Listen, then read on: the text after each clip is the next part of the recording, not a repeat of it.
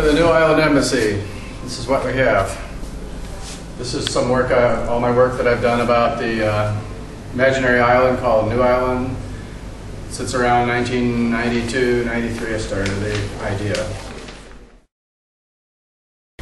Well, I've been an artist for most of my life. Love to draw and paint things that are other places. For some reason, they have to be imaginary places. So I've been showing work of places I've made up that look real for many years, and people would ask me, well, where is this place? And I'd kind of get tired of explaining, well, Ireland or California or somewhere. So I decided to start or create an island that became all the source of these places. The purpose is to provide a place for people to use their imaginations to do what they might do in real life but feel they can't. So to do that, I've had to create an entire island nation with trappings of every country in the world, including a history. So there's a book, there's a map, and there's a flag and coat of arms, stamps, train system. It's a fairly large island. And also, I've created a way for people to become part of it by claiming part of the island. So this is somebody's house. They've claimed this little piece of the island on the western coast. This is their deed. Anybody can do this, and I have more, as you might say, properties available. So it's art and interaction all in one. I named it New Island because I couldn't think of any other name that was too confining, so I just call it New Island because it's a new island and it's very generalized. There is another New Island in off the coast of South America, but it's a very tiny one, so I don't think there's any competition.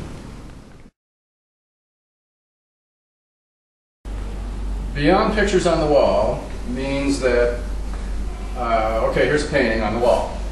But it's also a painting with a story behind it, and it also is sited on a particular spot on the island. And this little tag tells you that it's up in the northern part, and it's on a river called the Valentina River.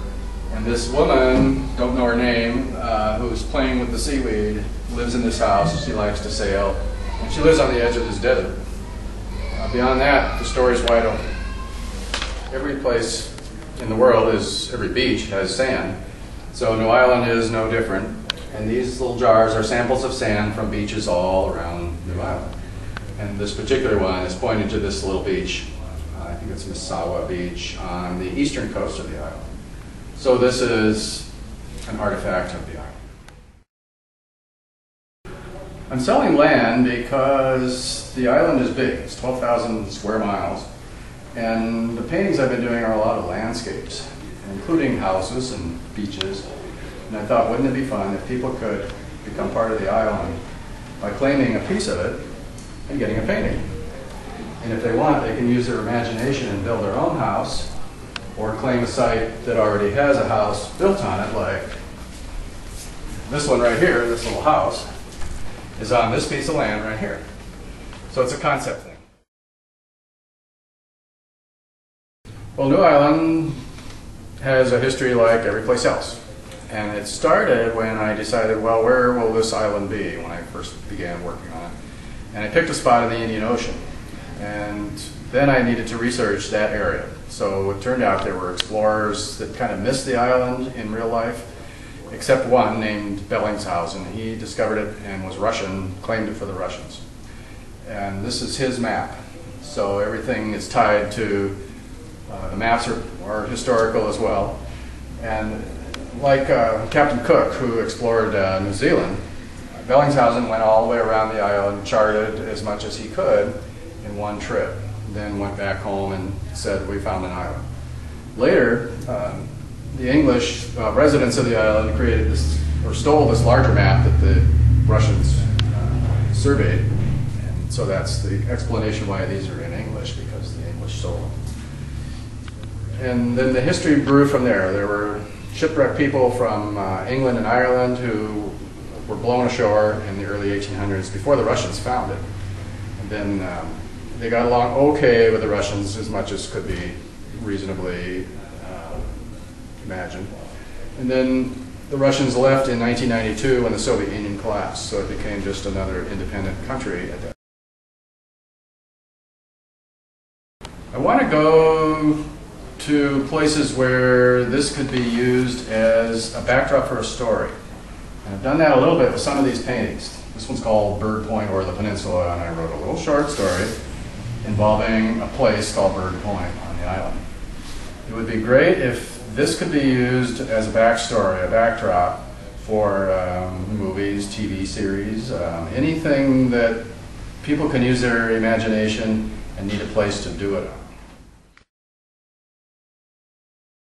Well, I grew up by the ocean in California, right practically on the beach, and played there all the time. I used to start, then when I was a kid, I did drawings of the ocean too, just to see if I could do it. It was a challenge because the water always keeps moving. And never left the beach, I guess, in my life. Lived on the West Coast most of my early years until the mid-'80s and met my wife. We moved to Wisconsin to raise kids. So, okay, there's no ocean here. So this became an intense passion to be somehow connected with the ocean, and I did a lot of ocean-oriented painting. My influences were pretty strong from, beginning with Norman Rockwell, Andrew Wyeth, later Edward Hopper, the pop artists, people doing something with realism, but usually with a twist. So that's been my strongest influence, those kind of guys. I'm trying to think of some more recent, Eric Fischel, a couple other guys doing edgy but realistic quality paintings and using light. Eric Fischel uses beaches and light as a backdrop for his stuff, and